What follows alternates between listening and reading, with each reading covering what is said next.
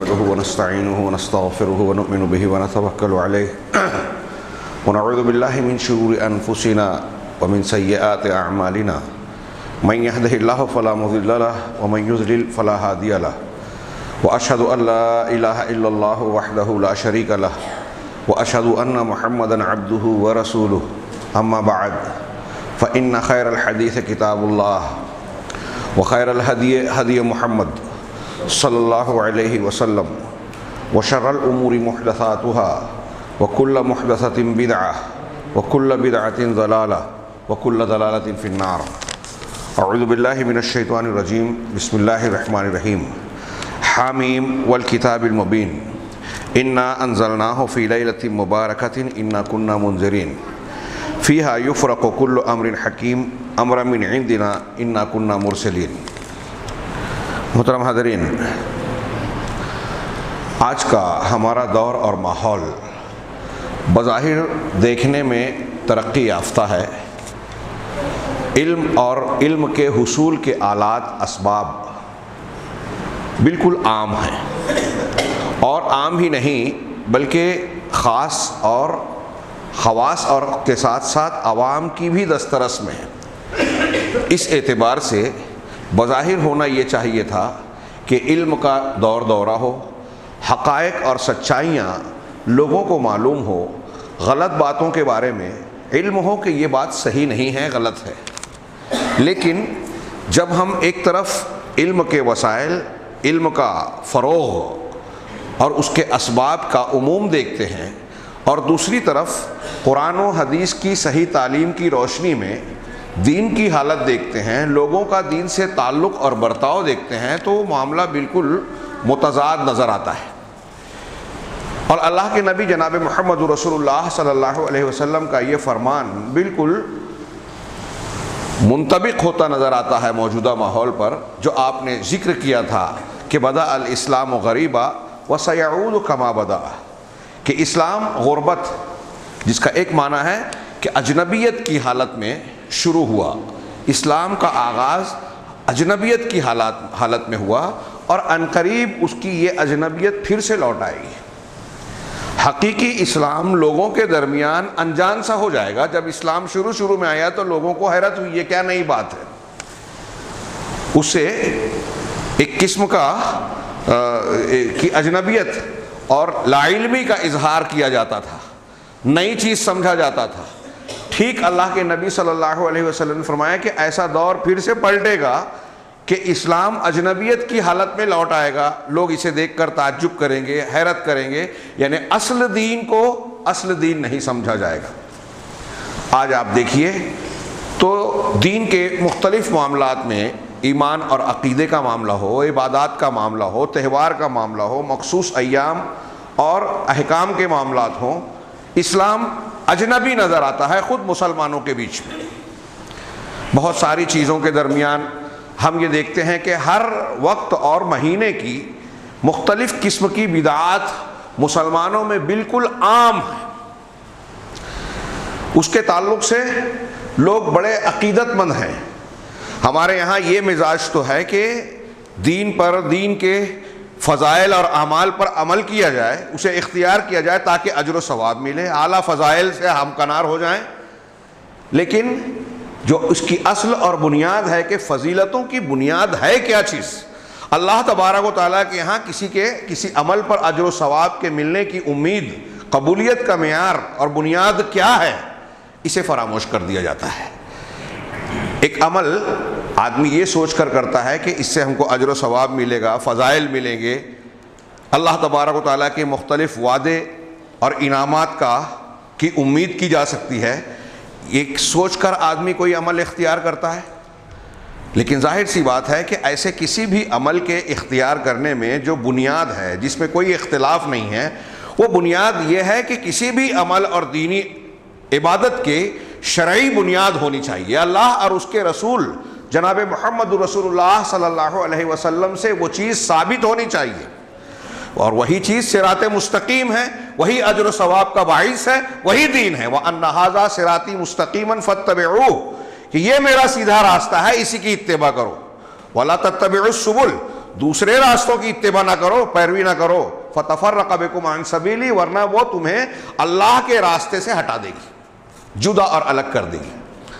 دوسرے راستے پر چلنا، جب آپ بڑی محنت و مشقت کر کے سفر طے کر رہے ہیں، عمل کر رہے ہیں، عبادت کر رہے ہیں، لیکن وہ اللہ کا راستہ ہے ہی نہیں، تو فائدہ کیا؟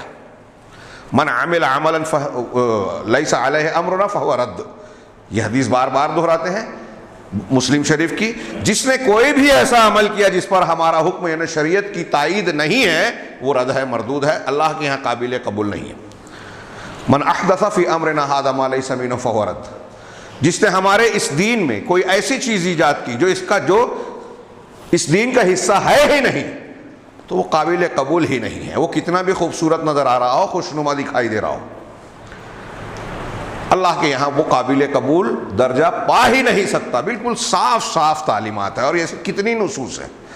ہم ہر بار نبی کریم صلی اللہ علیہ وسلم کا ہر جمعہ میں دہرایا جانے والا جملہ دہراتے ہیں کہ دین میں ہر نئی چیز بدعت ہے، ہر بدعت گمراہی ہے۔ بدعت کی کتنی برائیاں اور نقصانات ہیں کہ یہ بدعت جو ہے اگرچہ اچھائی کے روپ میں آتی ہے، دین کی شکل ہم سمجھتے ہیں، لیکن یہ شیطان کا دین ہے رحمان کے دین کے مقابلے میں۔ جب کوئی آدمی بدعت اختیار کرتا ہے تو جتنی محنت کرتا ہے اتنا بجائے اللہ سے قریب ہونے کے دور ہوتا ہے، اجر و ثواب کا مستحق بننے کے گناہ کا اور عذاب کا مستحق بنتا ہے، کیونکہ وہ اللہ اور اس کے رسول کی مخالفت اور دشمنی کرتا ہے، دین کا چہرہ بگاڑتا ہے، سچائیوں کو مسخ کرتا ہے، حقائق کو پلٹ دیتا ہے، معروف کو منکر اور منکر کو معروف بناتا ہے۔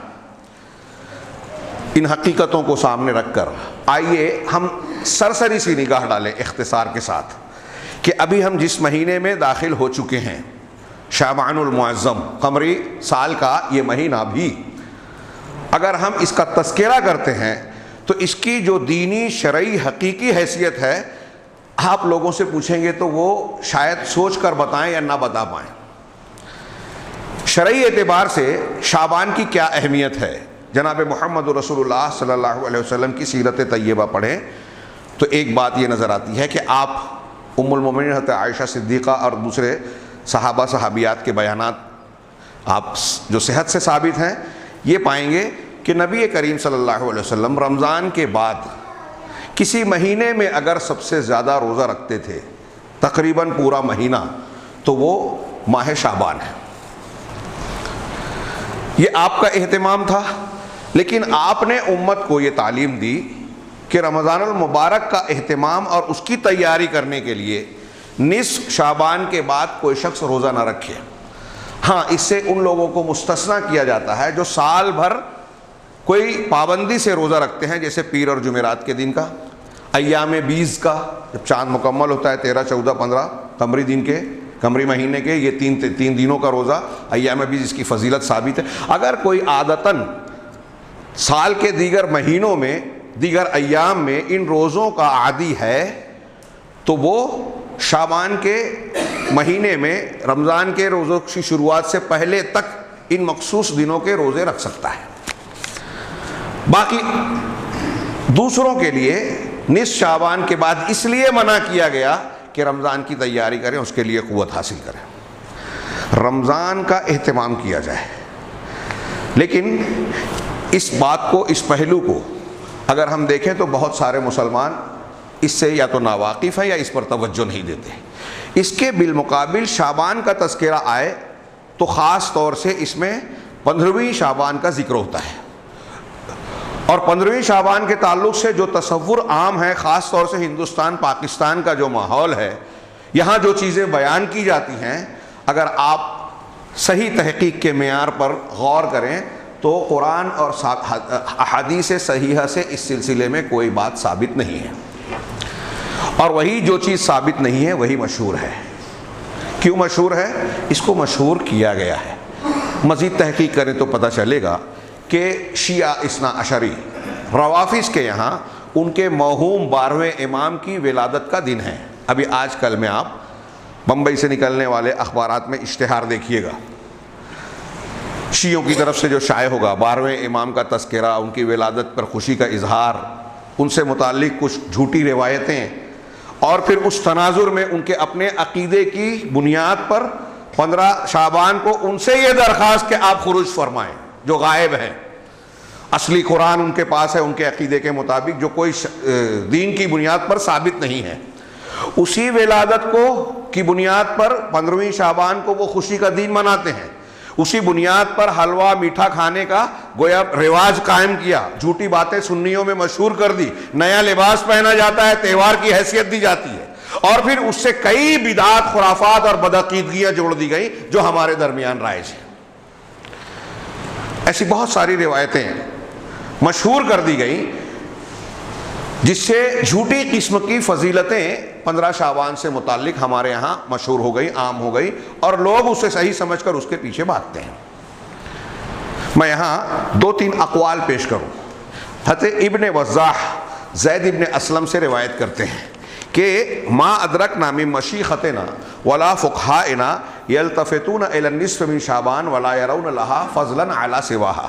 یہ امام ابو بکر محمد ابن الودید طرطوشی نے اپنی کتاب کتاب الحوادث والبدع اس میں نقل کی. یہ کہتے ہیں ابن وضاح زید ابن اسلم سے روایت کرتے ہوئے کہ ہم نے اپنے مشائخ کو، یہ تابعی ہیں، ہم نے اپنے مشائخ یعنی اساتذہ کو اور نہ ہی فقہا کو یہ پایا کہ وہ نصف شعبان کی طرف کوئی توجہ دیتے ہوں.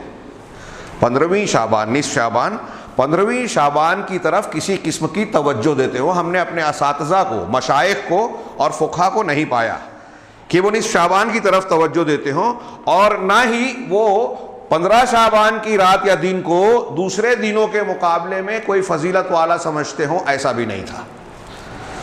وہ اس کی کوئی فضیلت دوسرے ایام اور راتوں کے مقابلے میں نہیں جانتے تھے.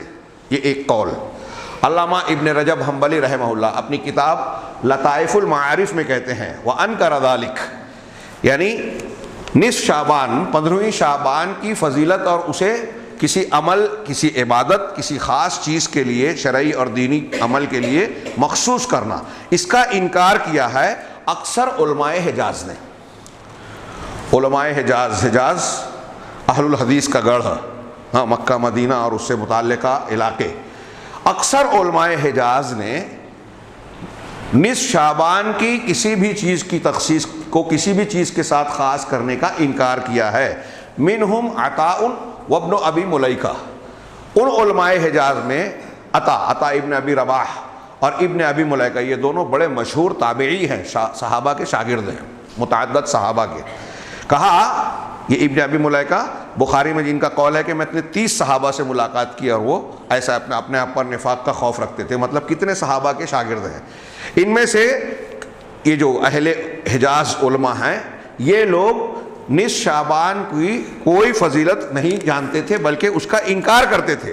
اور عبد الرحمن بن زید بن اسلم نے یہ بات فقہائے اہل مدینہ کے فقہا سے بھی نقل کی ہے. وہو قول اصحاب مالک وغیرہم، اور یہی امام مالک کے شاگردوں اور ان کے علاوہ دوسرے لوگوں کا قول ہے. وقالوا ذالک کلہ بدعہ، ان کا یہ کہنا ہے کہ یہ سب کچھ بدعت ہے. یہ سب کچھ بدعت ہے. آج کتنے اہتمام سے ہمارے یہاں اس رات کو منایا جاتا ہے، چراغاں کیا جاتا ہے. ایک ایک چیز کا اگر تذکرہ کریں تو وقت کم پڑے گا خطبے کا. قبرستان میں کیا کیا جاتا ہے، پھر روحوں سے متعلق کیا عقیدہ اختیار کیا جاتا ہے، حلوے مانڈے بنائے جاتے ہیں نصف شعبان سے کہ دن میں روزہ رکھا جاتا ہے، رات میں نئے لباس اور نہ جانے کیا کیا اہتمامات کیے جاتے ہیں، اور بدعقیدگیاں جوڑ دی گئی. اس سے کہیے یہ سب کے سب بدعت ہے، دین میں کچھ بھی ثابت نہیں ہے. لیکن میں یہ بیان کر رہا ہوں، ابھی آپ ہمارے ہی شہر میں بہت سارے مقام پر یہ چیز بیان کریں تو لوگ حیرت کریں گے. جھوٹے فضائل کی پرچیاں بٹے گی، ابھی جھوٹی روایتیں. یہ اہل علم کہہ رہے ہیں کہ یہ سب کے سب بدعت ہے. اسی طریقے سے انہوں نے یہ بھی کہا قیام لیلۃ النصف من شعبان لم یثبت فیہا شیء عن النبی صلی اللہ علیہ وسلم ولا عن اصحابہ، کہ نصف شعبان کا قیام، 15ویں شعبان کی رات میں نماز پڑھنا، اس کا خاص اہتمام کرنا، خاص اس کی نماز کی فضیلت جو بیان کی جاتی ہے، جو اس رات میں ایسا کر لے، ویسا کر لے، یہ پڑھ لے. بلکہ میں نے سنا ہے، بیان کیا جاتا ہے، پرچیوں میں پڑھا ہے کہ بے نمازی بنانے کا بھی ایک نسخہ اس میں بیان کیا جاتا ہے. ہاں، جس کو قضائے عمری کا نام دیا جاتا ہے، کہ اگر آپ سال بھر نماز نہیں پڑھتے تو اس رات میں 4 رکعت ایسی پڑھ لیں، پہلی رکعت میں یہ، دوسری رکعت میں وہ، تیسری میں یہ، چوتھی میں یہ، اس طریقے سے اگر آپ نے 4 رکعت پڑھ لی تو سال بھر جو آپ نے نماز نہیں پڑھی ہے اس کا کفارہ اور ازالہ ہو جائے گا۔ میں اسے کہتا ہوں کہ بے نمازی بنانے کا نسخہ۔ آپ نماز مت پڑھیے، سال کی ایک رات میں شارٹ کٹ میں 4 رکعت اس طرح پڑھ لیجئے، آپ کو جنت کا راستہ آسان، جو اللہ کے نبی جناب محمد رسول اللہ صلی اللہ علیہ وسلم کو بھی نہیں پتا تھا، صحابہ کرام کو بھی جس کا علم نہیں تھا۔ اللہ کے نبی صلی اللہ علیہ وسلم آخری وقت میں بے ہوش، بار بار بے ہوش ہونے کے بعد جب ہوش میں آتے ہیں تو الصلاۃ الصلاۃ کہہ رہے ہیں، نماز پڑھنے کے لیے جانا چاہتے ہیں، ٹیک لگا کر آپ مسجد میں جاتے رہے اور آخری وقت تک تلقین کرتے رہے کہ نماز کا خیال رکھنا اور اپنے ماتحتوں کا خیال رکھنا، نماز کا خیال رکھنا۔ آپ نے کوئی ایسا نسخہ نہیں بتایا کہ نماز چھوڑ دی ہو، سال میں ایک قضائے عمری کے نام سے 4 رکعت پڑھ لے، ساری نمازوں کا ازالہ۔ یہ بندہ ایجاد بندہ ہے۔ شریعت میں شریعت کی مخالفت کرنے کا ایک نسخہ ہے، قرآن و حدیث کی مخالفت کرنے کا، ایک فرض کو غیر اہم بنانے کا نماز کا، جس کو ایک عاقل ہوش و حواس میں اگر کوئی مسلمان ہے تو آخری وقت تک اس کے لیے معاف نہیں ہے۔ شرعی عذر اگر نہیں ہے کوئی تو نماز معاف نہیں ہوتی، لیکن اسے معاف کرنے کا ایک نسخہ بیان کیا گیا۔ تو یہاں کہہ رہے ہیں کہ نصف شعبان کی رات میں قیام کرنے، خصوصی نماز پڑھنے کی کے تعلق سے نبی صلی اللہ علیہ وسلم سے کچھ بھی ثابت نہیں ہے اور نہ ہی آپ کے صحابہ سے ثابت ہے۔ اللہ کے نبی صلی اللہ علیہ وسلم سے ثابت نہیں، صحابہ سے نہیں۔ جو چیز دین کے معاملے میں نبی صلی اللہ علیہ وسلم سے ثابت نہ ہو، کیا وہ دین ہو سکتی ہے؟ اب اگر کوئی ہم اور آپ یا جو لوگ 15ویں شعبان کو نماز کا اہتمام کر رہے ہیں تو یہ وہ اہتمام کر رہے ہیں جو نبی کے خلاف ہے۔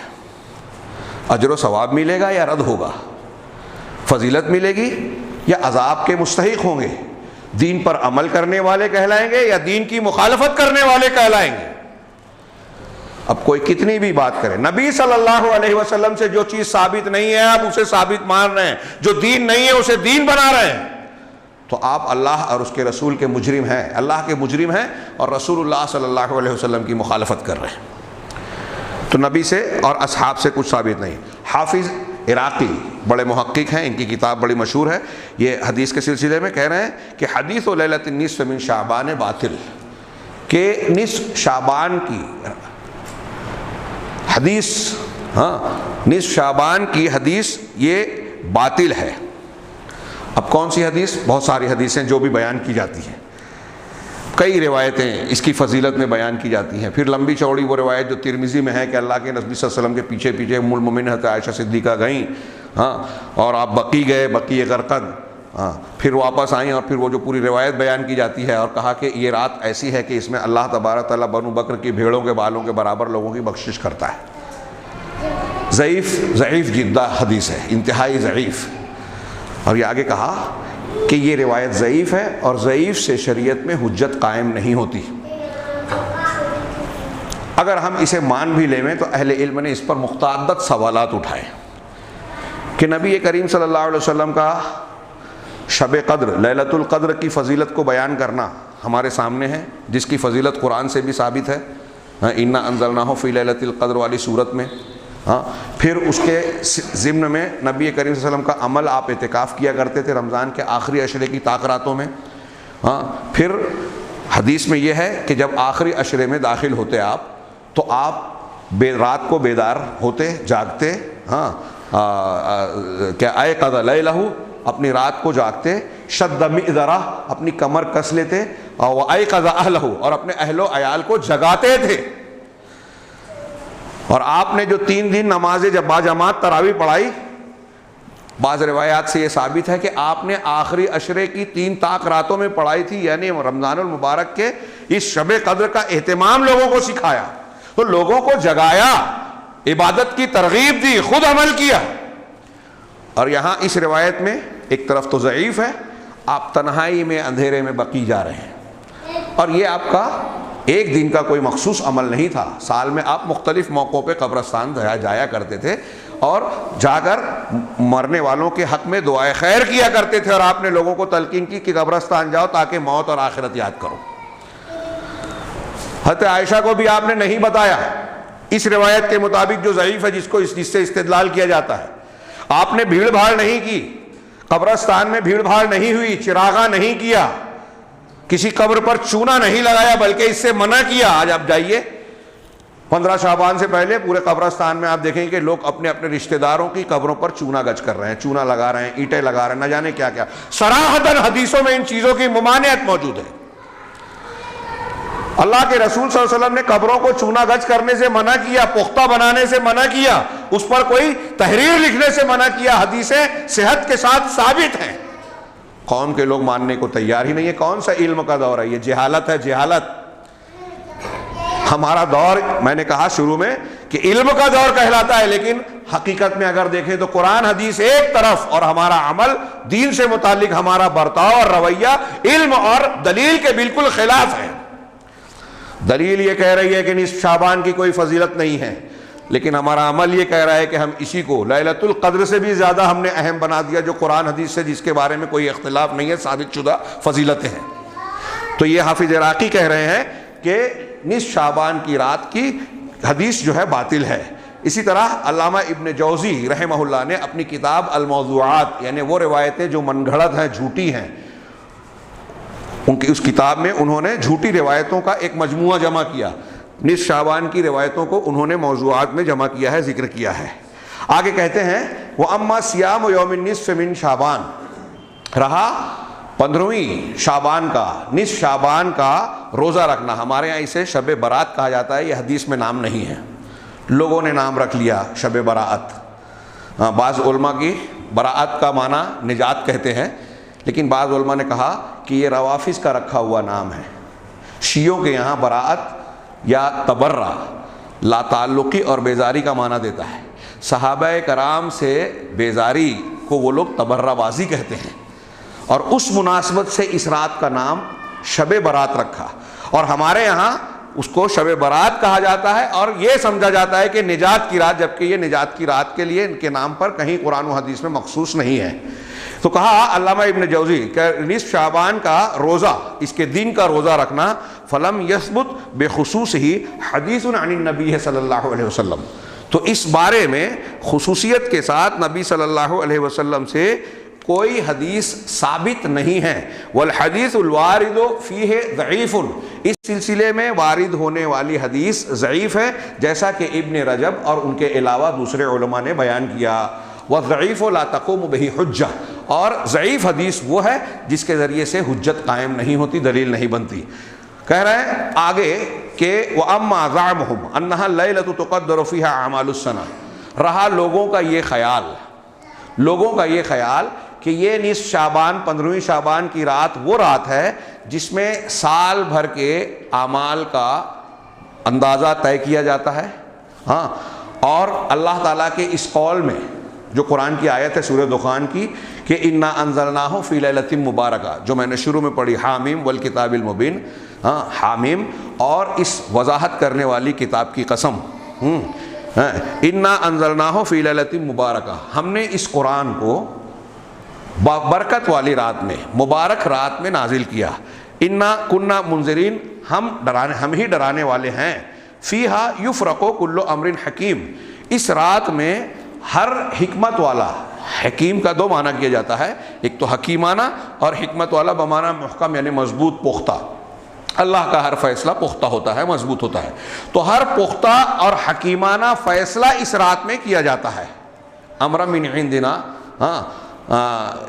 انا کننا مرسلین، ہمارے پاس سے یہ فیصلہ اور حکم ہوتا ہے، ہم ہی رسولوں کو بھیجنے والے یا احکامات کو بھیجنے والے ہیں۔ یہ اللہ تعالیٰ کا یہ جو فرمان ہے، تو کچھ لوگوں نے کہا کہ یہ جو قول ہے، یہ جو فرمان ہے کہ اس رات میں ہر حکیمانہ اور مضبوط فیصلہ ہوتا ہے، اس رات میں یہ مبارک رات ہے جس میں ہم نے قرآن کو نازل کیا، انا انزلناہ فی لیلۃ مبارکہ۔ اس سے بعض شاذ اقوال، 2-3 علماء کے شاذ قول ہیں کہ یہ رات 15ویں شعبان ہے، اس کی بنیاد پر پوری عمارت کھڑی کر لی۔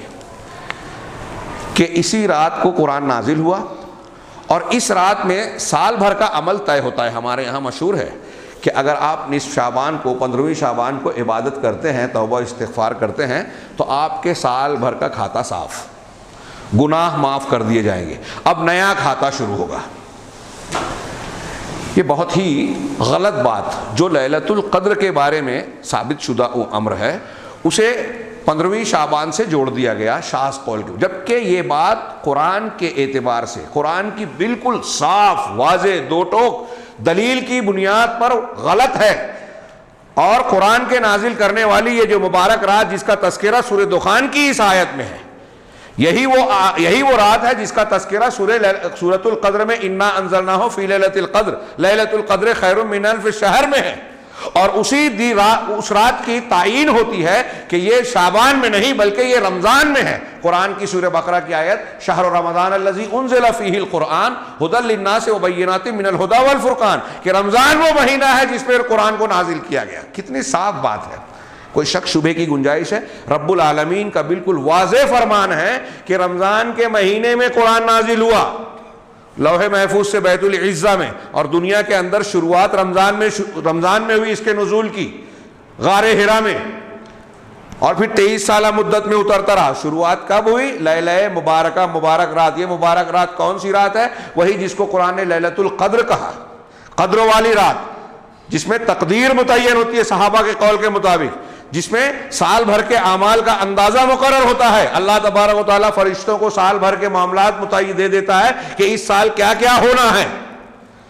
لیلۃ القدر خیر، اس میں اس ایک رات کی عبادت 1000 مہینوں سے بہتر ہے۔ لیکن یہ رات کب ہے؟ رمضان المبارک میں۔ شیطان نے اللہ تبارک و تعالیٰ کے اس دین کو اگلے مہینے میں جو فضیلت والی رات آنے والی ہے اس سے لوگوں کو ہٹا کر جو ثابت شدہ ہے 15 شعبان کو جوڑ دیا، کہ اب آخری رمضان کے آخری عشرے کی طاق راتوں میں جب اللہ کے نبی صلی اللہ علیہ وسلم، صحابہ کرام محنت کیا کرتے تھے، جس کی فضیلت بالکل ثابت ہے، اس کو ہم ماننے کے لیے تیار نہیں ہے، سناٹا ہوتا ہے۔ لوگ تیاری بھی کرتے ہیں تو عید کی تیاری کرتے ہیں، کپڑے کی، مٹھائی کی اور فلانی چیزوں کی جو دنیا داری سے متعلق ہے، اسے آخرت اور جنت اور اجر و ثواب کمانے کی بجائے دنیا کمانے کا موسم بنا دیا ہم لوگوں نے۔ بلکہ شیطان نے بہکایا کہ وہ دنیا داری کا مہینہ ہو گیا جب دین اور آخرت اور جنت کمانے کا دن تھا، اپنی مغفرت حاصل کرنے کا دن تھا۔ اللہ کے رسول صلی اللہ علیہ وسلم میں اعتکاف کر کے اللہ کی عبادت میں مشغول ہو جاتے تھے، دنیا سے کٹ جاتے تھے آخری عشرے میں رمضان کی، اور ہم اس میں دنیا داری میں لگ جاتے ہیں۔ اور اس سے ایک مہینہ پہلے 15 شعبان کو، ایک مہینے سے بھی زیادہ، ایک رات کو ہم نے اپنے طور سے ایجاد کر لیا، بنا لیا، جھوٹی فضیلتیں مشہور کر دی، اور بدعت و خرافات کر کے ہم اپنے آپ کو تسلی دیتے ہیں کہ ہم نے اپنے پوری گناہ کو معاف کر دیا اور سال بھر کا معاملہ ٹھیک ٹھاک کر لیا۔ کتنی کھلی ہوئی حماقت، جہالت ہے کہ بدعت کو دین بنا دیا گیا۔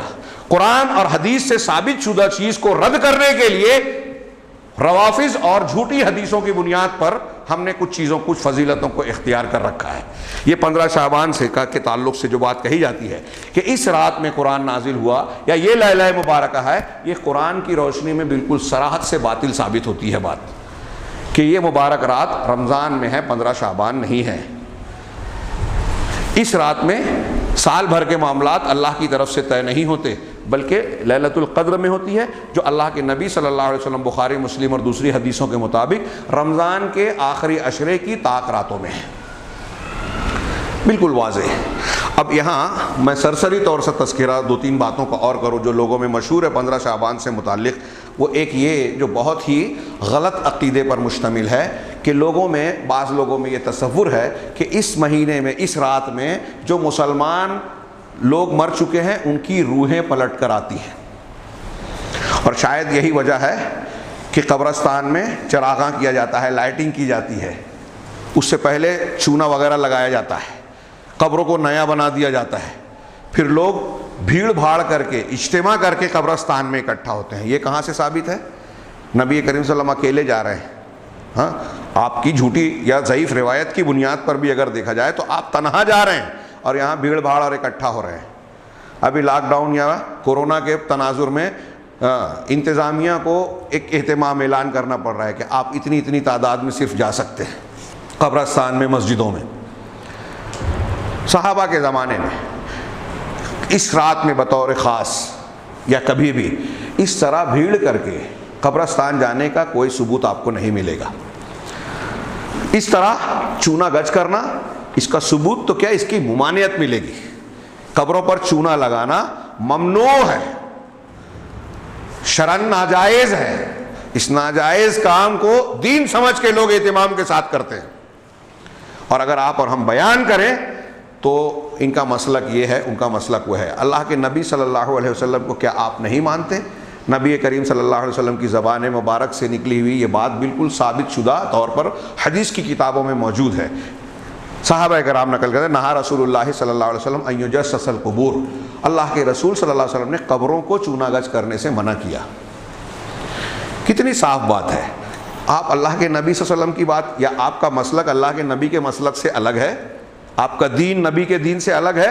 کیا کہنا چاہتے ہیں؟ چھوڑیے ہوما شوما کو، فلاں اور فلاں کو، نبی کریم صلی اللہ علیہ وسلم کی بات مانتے ہیں یا نہیں مانتے ہیں؟ آپ کا کلمہ پڑھا ہے یا نہیں پڑھا ہے؟ آپ کو ماننے کا دعویٰ بھی اور آپ کی تعلیمات کی مخالفت بھی، بدعت پر آمادہ. تو کہا، میں یہ عرض کر رہا تھا کہ یہ قبروں میں، قبرستان میں اجتماع اور اکٹھا ہونا، لائٹنگ کرنا، چونا لگانا، بھیڑ بھاڑ کرنا، یہ بدعت. پھر اس میں یہ عقیدہ کہ روحیں لوٹتی ہیں، کہاں سے لائے؟ قرآن و حدیث کا یہ عقیدہ نہیں ہے. یہ ہندوانہ عقیدہ ہو سکتا ہے، غیر اسلامی عقیدہ ہے، مشرکین کا عقیدہ ہو سکتا ہے، مسلمانوں کا عقیدہ نہیں ہے. اسلامی عقیدہ یہ ہے کہ ایک انسان مر جانے کے بعد اس کی روح علیین یا سجین میں ہوتی ہے. شہداء کی روح بطور خاص جنت میں سبز پرندوں کے قالب میں ہوتی ہے. انبیاء کو خصوصیت حاصل ہے. روحیں واپس نہیں آتی، کوئی ثبوت نہیں ہے، نہ اچھی روح ہے نہ بری روح ہے. اس کی بہت سی دلیلوں میں سے میں مختلف موقعوں پر ایک دلیل بیان کرتا رہا ہوں. ثابت شدہ حدیث میں ہے کہ جب احد کے شہداء دنیا سے چلے گئے، شہید ہو گئے، تو ان کے بارے میں جناب محمد رسول اللہ صلی اللہ علیہ وسلم کا ارشاد ہے کہ اللہ تعالیٰ نے ان سے بار بار پوچھا کہ تمہیں اور کچھ چاہیے؟ ان کی روحیں جنت میں سبز پرندوں کے قالب میں چہچہا رہی تھی. تو اللہ نے پوچھا کہ تمہیں اور کچھ چاہیے؟ تو انہوں نے کہا کہ ہم نے جو چاہا تھا اس سے کہیں زیادہ پایا، اب کوئی تمنا نہیں. یہ جنت ہے جہاں تمنا ختم ہو جائے گی. دنیا میں کچھ بھی مل جائے تمنا ختم نہیں ہوتی. تو اللہ تعالیٰ پھر بھی ان سے سوال کرے گا کچھ چاہیے تو بولو. تب شہدائے احد کی روحوں نے یہ کہا کہ اللہ اگر تو ہم سے چاہتا ہی ہے کہ ہم کچھ اور ہماری خواہش ہو، تو ہماری خواہش یہ ہے کہ تو پھر سے ہم کو دنیا میں واپس لوٹا دے، پھر سے ہم تیرے راستے میں اپنے آپ کو قربان کریں، شہید ہو جائیں اور یہ اعلیٰ مقام پائیں. تو اللہ تعالیٰ نے ان کو جواب دیا کہ نہیں، یہ میرے پاس طے ہو چکا ہے کہ دنیا سے جو ایک مرتبہ آ جائے گا وہ واپس نہیں جا سکتا. غور کیجئے. ہاں، پھر شہدائے احد نے اپنی طرف سے کہا کہ ہمارے بھائیوں کو پیغام بھیج دے کہ ہم بڑے مزے سے ہیں. تو سورہ آل عمران کی آیت نازل کی اللہ تعالیٰ نے، لا تقولوا لمن يقتل في سبيل الله امواتا بل احیاء عند ربهم يرزقون، کہ جو لوگ اللہ کے راستے میں قتل کیے گئے انہیں مردہ نہ سمجھو بلکہ وہ زندہ ہیں. ہاں، لیکن یہ کیسے زندہ ہیں؟ وَلَٰكِن لَا تَشْعُرُونَ سورہ بقرہ میں کہا تم نہیں سمجھ سکتے ایسی زندگی ہے. اور یہاں کہا عند ربهم يرزقون، اپنے پروردگار کے پاس روزی دیے جا رہے ہیں، کھلائے پلائے جا رہے ہیں. تو یہ شہداء کی روحیں جن سے خود اللہ نے سوال کیا کہ تمہیں کیا چاہیے بولو دیا جائے گا، اور انہوں نے کہا کہ ہم کو پھر سے دنیا میں بھیج، تو اللہ کہے گا کہ اللہ نے جواب دیا کہ جو یہاں آ گیا دنیا سے ایک مرتبہ واپس نہیں جا سکتا. یہ میرا طے شدہ قانون اور فیصلہ ہے. تو جن سے پوچھے گا ان کو نہیں بھیجے گا. اور دوسروں کی روحیں بھٹکتی ہیں، 15 شعبان کو واپس لوٹتی ہیں، یا مرنے کے بعد کوئی روح بھٹکتی ہے. یہ روحوں کا بھٹکنا، واپس لوٹنا اسلامی عقیدہ نہیں ہے. یہ بالکل غلط بات ہے. یہ ہندوانہ عقیدہ ہے، یاد رکھیے. ہندو عقیدہ ہے روحوں کا بھٹکنا یا واپس آنا. قرآن حدیث سے اس کا کوئی ثبوت نہیں ہے. اسی طریقے سے حلوہ کھانا، اس کے تعلق سے الٹی سیدھی بات، انتہائی بے وقوفانہ بات کہ غزوہ احد میں اللہ کے نبی صلی اللہ علیہ وسلم کے دندان مبارک شہید ہوئے تھے، آپ نے نرم حلوہ کھایا تھا. اسی سنت کی اتباع میں 15 شعبان کو غزوہ احد شوال میں ہوا، اور آپ حلوہ کھا رہے ہیں شعبان میں. یہ 15 شعبان میں اگر آپ حلوہ کھا رہے ہیں تو آپ روافظ کے رائج کیے ہوئے دین کو مان رہے ہیں. ان کے 12ویں موہوم جھوٹے جو من گھڑت بنیاد پر عمارت کھڑی کی گئی کہ 12ویں امام غائب ہے جن کے پاس اصلی قرآن ہے، ان کی پیدائش کا دن ہے، اس کی خوشی میں وہ لوگ حلوہ بناتے ہیں، اور الٹی سیدھی بات اہل سنت میں بیان کر دی، مشہور کر دی، اس کی بنیاد پہ ہمارے گھروں میں بھی کھایا تھا۔ بالکل نہ پکائیے، اپنے بچوں کو مت کھلائیے، کہیں سے آئے تب بھی مت کھلائیے، تاکہ بچوں کو یہ تعلیم رہے کہ یہ ہمارا دین کا حصہ نہیں ہے۔ آج آپ حلوہ بنائیں گے کہ اس میں کیا حرج ہے، ہم فاتحہ نیاز تھوڑی کروا رہے ہیں، تو کل آپ کا بچہ سمجھے گا کہ ہمارے ماں باپ ایسا کرتے تھے، اس کا مطلب یہ دین کا حصہ ہے۔ یہ تعلیم اور تربیت دینے کے لیے اس دن خاص طور سے حلوہ نہ بنائیں، نہ کھلائیں، نہ کھائیں اور نہ کھانے دیں۔